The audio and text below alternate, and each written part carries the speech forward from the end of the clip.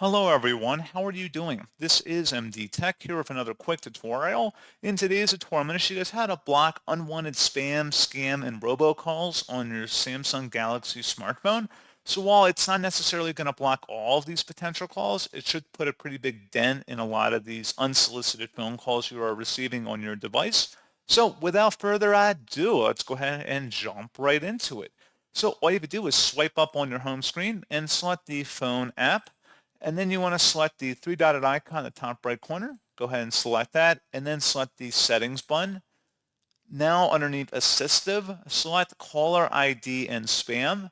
And where it says filter spam calls, prevent suspected spam calls from disturbing you. Click inside this oval one time and toggle it to the right, meaning spam call filtering has been enabled.